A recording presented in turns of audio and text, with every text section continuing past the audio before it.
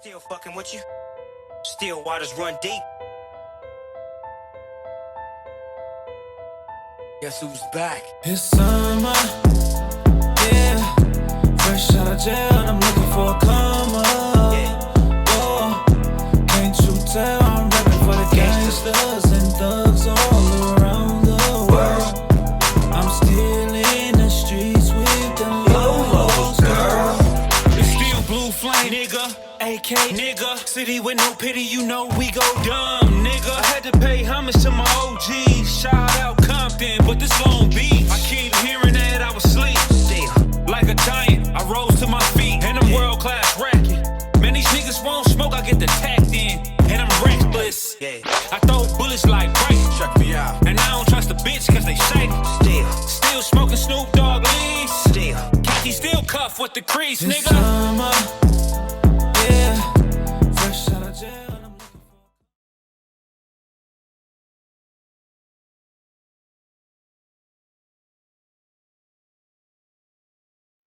you know, when you start having them kids, it's like, yeah, I can rap. We could do all this all day long, nigga, but my daughter gotta eat.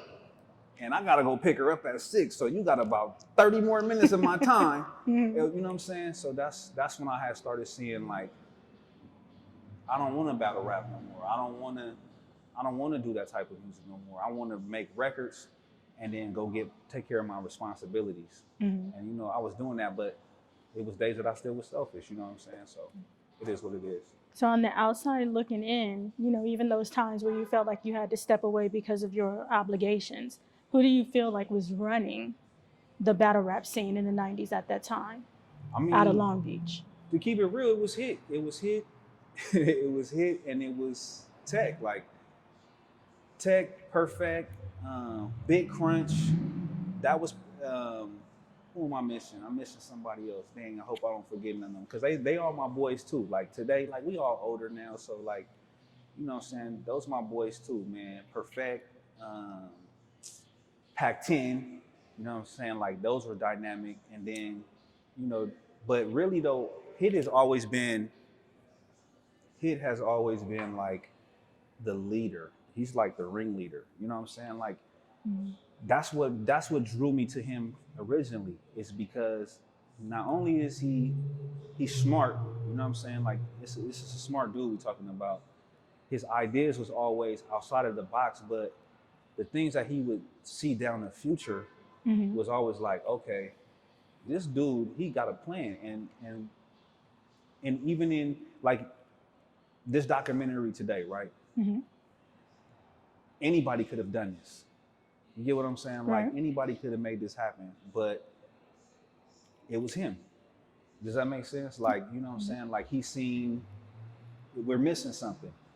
Let me be the one to go do it. And even when he was with Bean, like, you know what I'm saying? Don't get me wrong, I can't take nothing away from Bean Worthington. You my guy too, but just keeping it real, like Hit is always one step ahead. Visionary. He is. That's the right word, visionary. He's always one step ahead. So when he called me, like, I need you to do anything, I'm finna put everything aside. I'm gonna schedule it, because I still got responsibilities, but I'm gonna get it done for him. Right. What role do you play in C.H.A.P? You mentioned that just a little while ago. So what role do you play in that?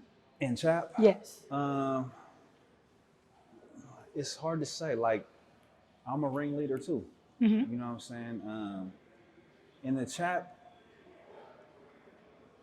how could I explain it? I did pretty much what Hit did.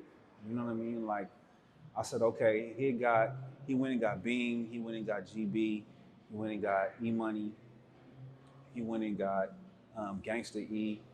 So I thought to myself, like, damn, first I said to myself, I'm losing the homie. You know what I'm saying? Like, okay, I gotta get creative though.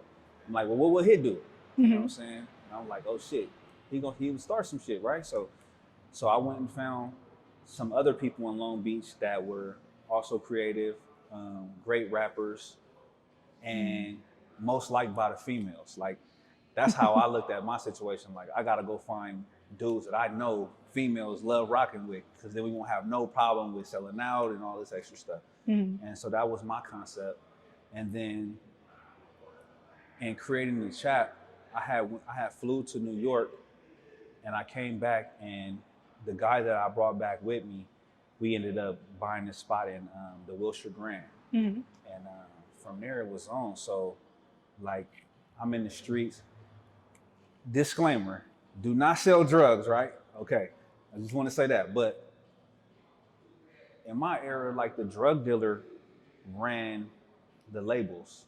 You know what I'm saying? They were the street dudes and they had the money. And I seen that was what was wrong with his situation. So I said, okay, H.I.T is lacking the funds, but he got the favor, right? So as a kid, I'm like, okay, well, he's with Snoop Dogg's little brother. So in my mind, I figured Snoop gotta come help. You know what I'm saying? Like Snoop went, I said H.I.T went the right way because he went with the favor. And if Snoop is the favorite, then it's just gonna happen. This is what my thinking was. And I became a drug dealer. You know what I'm saying? So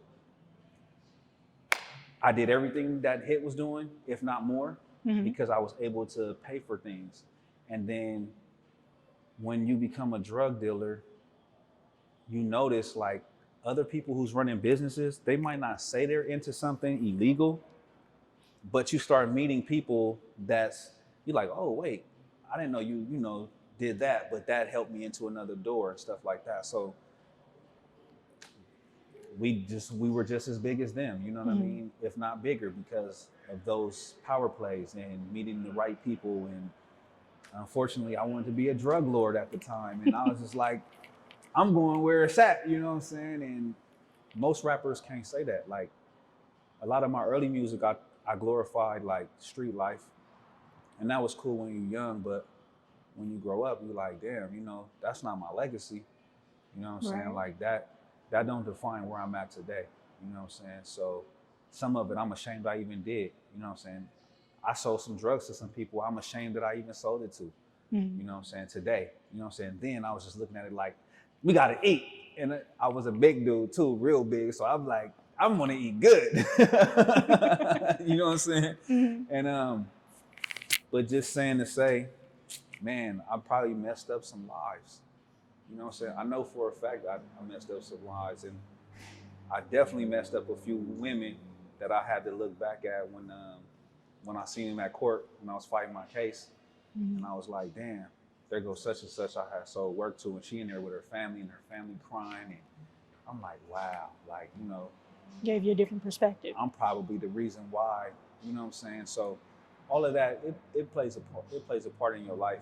And some people try to deny it, you know what I'm saying? But I took responsibility for what I've done and what I've done wrong. And hopefully, you know what I'm saying, there's a spot for me somewhere for that. Always. Hopefully. Always. You never know, man. This life is unforgiving sometimes. But he's not unforgiving. 100.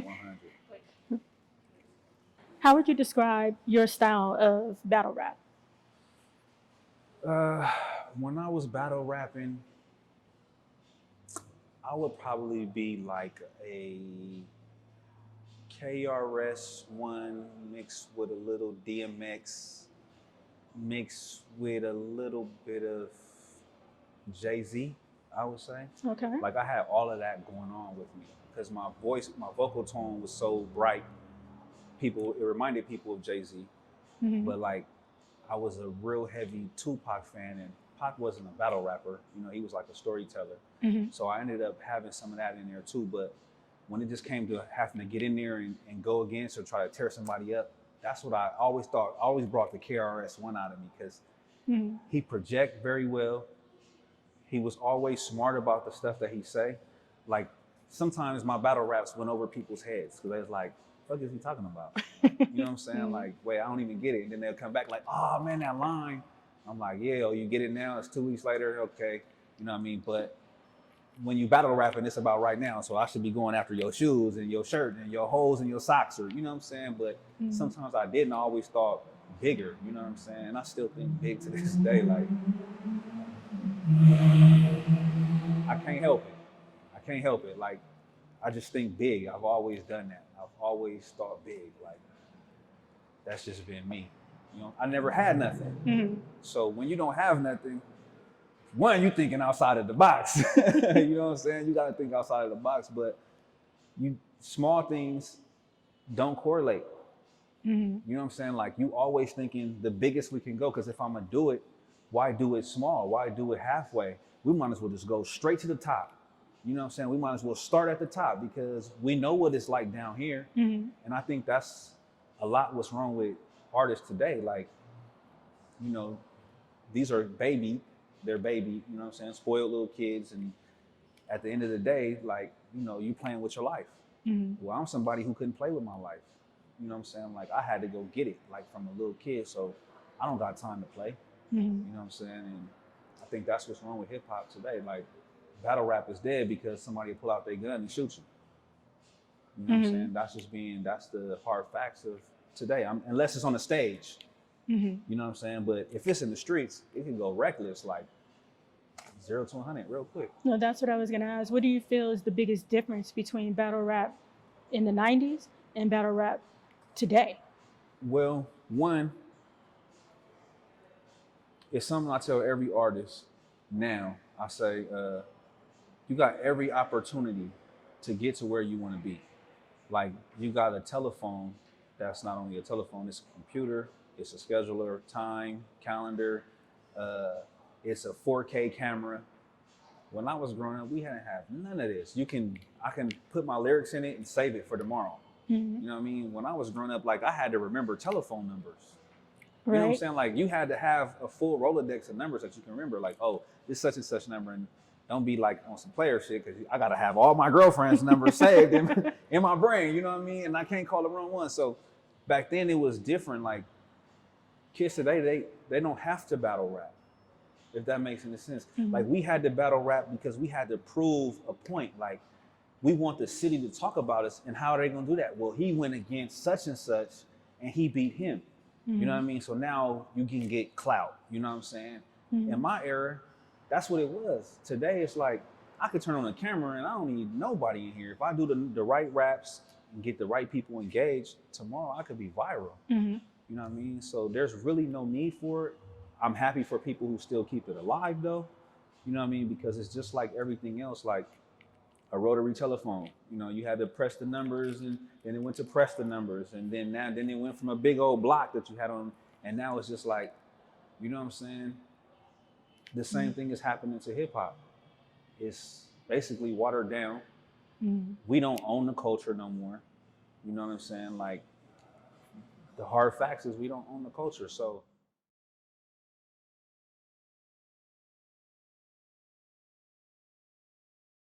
and the words that we're using, you know, we're in the thesaurus, we're in the dictionary. You know, I found the word dexterity, and I found the word, you know, corrupt saying telekinesis, and we like, what the hell, you know?